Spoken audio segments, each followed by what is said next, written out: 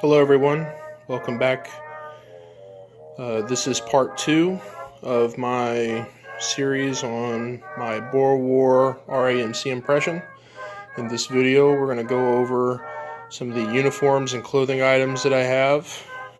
First up, we will cover the primary uniform that I have for this impression. This is the 1899 wool serge uniform, and I currently have both the tunic and the trousers for it.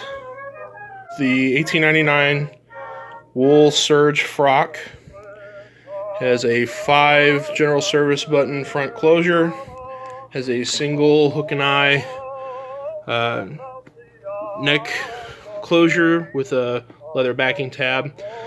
I already have this set up for my particular impression, so RAMC orderly. So I have the Royal Army Medical Corps shoulder titles on both of the epaulettes. I have the orderly badge on the right arm. I know that in World War I, about 15 years later, orderlies would wear these on both sleeves, but in all the photographs that I saw of RAMC personnel during the Boer War, they only wore it on one sleeve. The rank stripe I have here is of a Lance Corporal. The particular impression that I'm doing, it's a rank that makes sense. I don't really not one to believe in giving yourself a bunch of rank. However, your rank should suit what you are interpreting. For the equipment that I'm going to be carrying, the RAMC specific equipment, which will be part 3, it makes sense for somebody with a little bit of rank to have been carrying this equipment. However, it would not have been a corporal, which is the next rank up. A Lance Corporal was a sort of trial rank, if you will. It was official, but not official at the same time. There are many instances of Victorian British soldiers being raised and busted down from private to Lance Corporal multiple times. It was given for promising soldiers, but it was given as an opportunity for them to prove themselves, but without the full investiture that promoting to corporal would have entailed. So I felt that that would be a good rank fit for my impression. I also have here all of the little items that I'm going to be carrying in my pockets. So I've got a handkerchief. I have a pencil, which would be used for writing on wound tags. You've got your first field dressing, so every soldier carried a field dressing inside a pocket in the front of their tunic. So this particular pocket, the field dressing would go inside. In this pocket, the description card for active service would be gone. This was sort of a means of identification should you fall on the field. It predates the concept of dog tags. Your information would be filed onto it, and then it goes into this little sewn-in pocket. To go inside my pocket, I have, this is a little cutter's tag, just one of those little pocket fillers items. Royal Army Medical Corps specific, I have the medic's armband, or the orderly's armband with the red Geneva cross on it, which was worn on the left arm. And then pretty much every single photograph of RAMC soldiers, they have the lanyard for a pocket knife worn looped around their neck.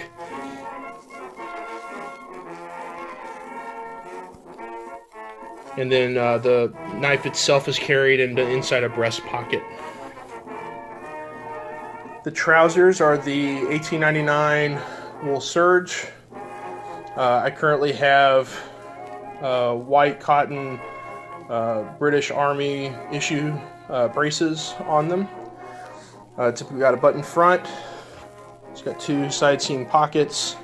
They are straight leg, and they are very high yoked in the back. You can see how high the yoke is in the back, and then also the construction. The yoke is not in a separate piece. It's all they are cut in one long piece for the back. Later, starting in 1906, the yoke would be a separate piece that were grafted onto a straight leg panel. So that's one of the ways to tell that this is the earlier type. Worn with the trousers is a cloth and leather money belt that you see in several pictures that I have of RAMC unit rugby teams that are wearing their shirt sleeves, and several of them you can see are wearing money belts very similar to this one.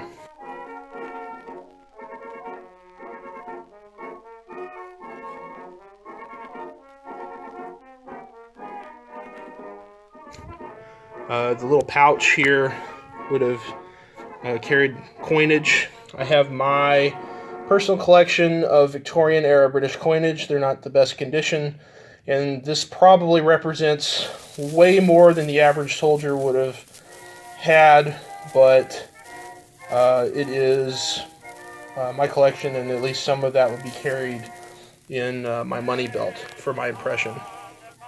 Both the trousers and the tunic were made by Watt Price Glory. They're very good reproductions. The other type of uniform that was mainly worn during the Boer War was the cotton drill khaki uniform, which is slightly different in cut.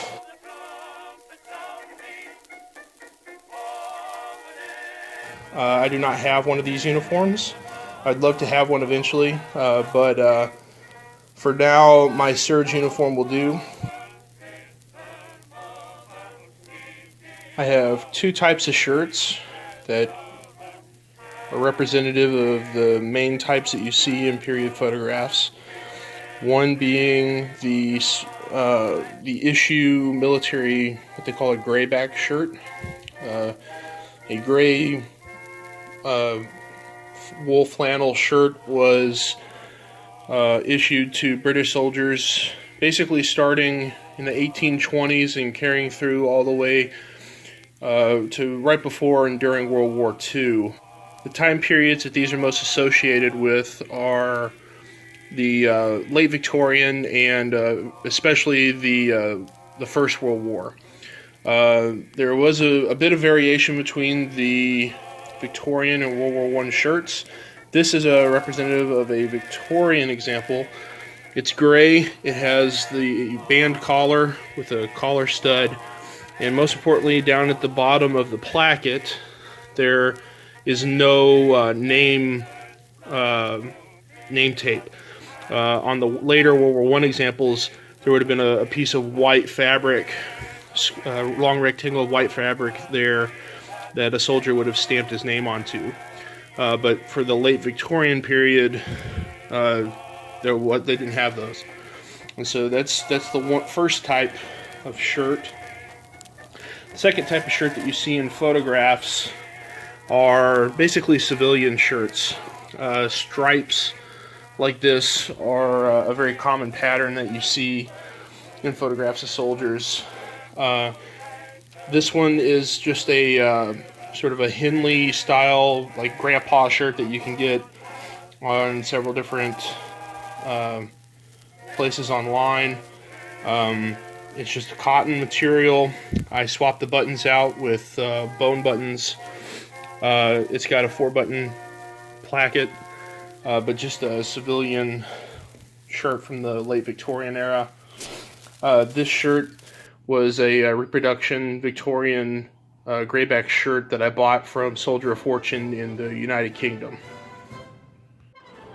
For headwear, I have 2 of the 3 main types of headwear that you see in photographs during the Boer War period. The first here is the Foreign Service helmet. This is the stereotypical British khaki cork helmet that is very famous. It's a famous silhouette. This one has got a khaki cover. Underneath the cover, you can sort of see the outlines of the puggery, which is like a cloth wrapping. I do have a neck guard, which would cover the neck and block the sun.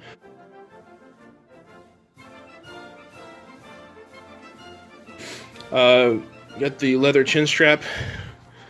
Here is the liner, which this is a more correct reproduction liner. I'm not sure who made this helmet. Originally, I bought it off of eBay, pre-owned, and I'm pretty sure it came out of Canada, but it's a very good reproduction. And then I have helmet flashes. These are scraps of maroon fabric. Maroon is the color of the Royal Army Medical Corps. Right now I have these original Victorian collar dogs on it. I've seen one photograph of, he might be an officer in the RAMC who has these on his flash.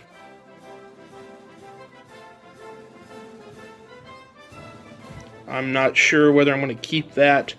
I might take it off. It seems like most of the photos of the rank and file that you see don't have anything. It's just a square patch of maroon fabric.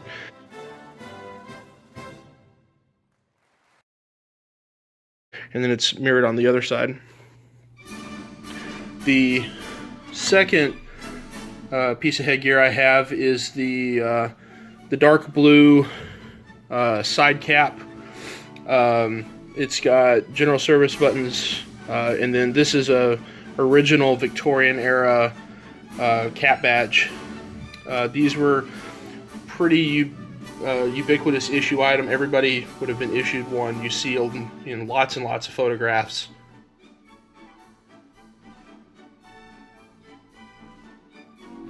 The third type of headgear that you see most typically worn would be the slouch hat.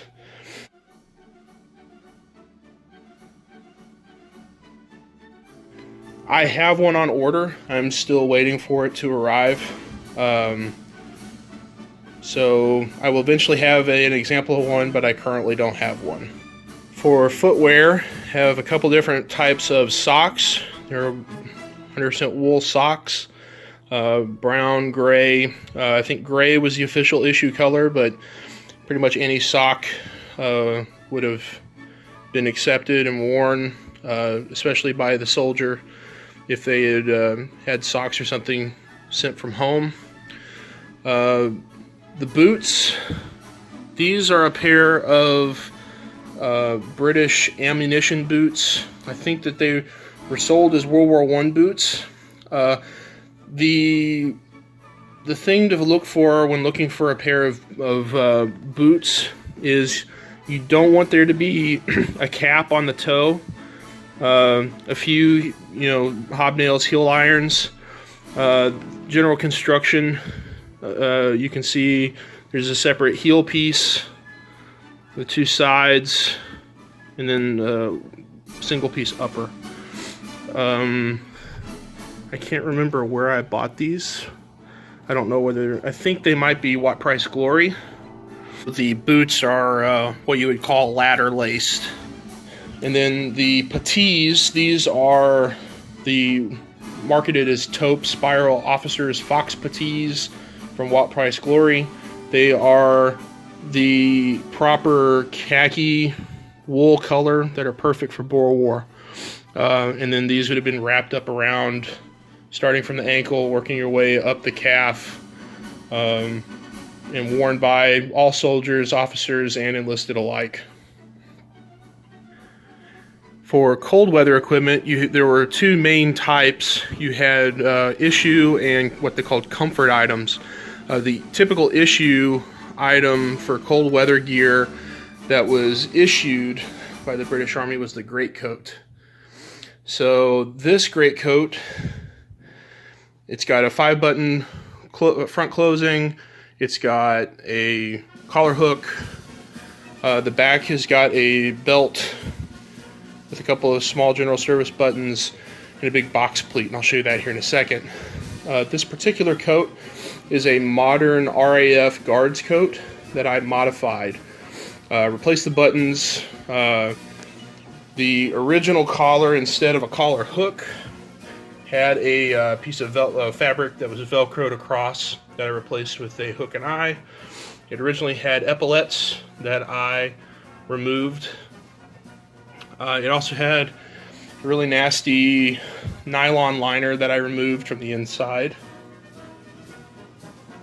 Here on the back, you can see the box pleat that runs all the way down, and the belt with 3 small general service buttons. Oh, another modification that I did was on the cuffs. The cuffs originally came with turnbacks that I removed and hemmed. I chose this particular type of guards coat. There's lots of different guardsmen's coats out there because this particular type, the RAF, I'm not sure if there are other guards types. I'm sure there probably are, but this one did not have the extra piece of material that goes over the shoulders that are very similar to a World War I British greatcoat. This did not have that, neither did the Victorian examples, and that's why I went with this particular pattern. Comfort items consisted of a bunch of different, usually knit items that were sent from home that the soldier would wear. Most common seems to be like a cardigan, like a button-up cardigan made of knit wool, usually in like a medium blue. Blue tends to be what you see, varying from dark, like I have here. This almost looks black in this light, but it is a very dark blue. And then in different styles. This one is a pullover type of sweater in dark blue. They also had roll neck sweaters and then cardigans, as I mentioned. This particular sweater is I think it's like a modern or maybe early 2000s or late 90s blue wool sweater that I found on eBay just by searching blue wool sweater in my size and then just going through pages after pages looking for something that was the right style, which had the right neck and material. I think this one was originally made by Joseph A. Banks. I just removed the modern tags and that's all I had to do to it. But there are several fantastic reproductions out there. I know World War Knits makes a Boer War blue cardigan, which is really, really nice. Thank you for watching part 2.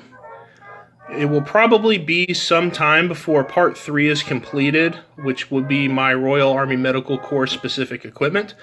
I have several items that are on order that I am waiting to arrive. With the quarantine, it is difficult to get things, and a lot of the things that I've ordered have come from overseas, so there have been delays in shipping and whatnot. So it may be some time before part 3 is aired. However, once I get all of the items that I have ready, I will put that video together and my impression will be complete. So thank you for watching part 2, and I'll have part 3 done just as soon as I can get all my items. Thanks for watching.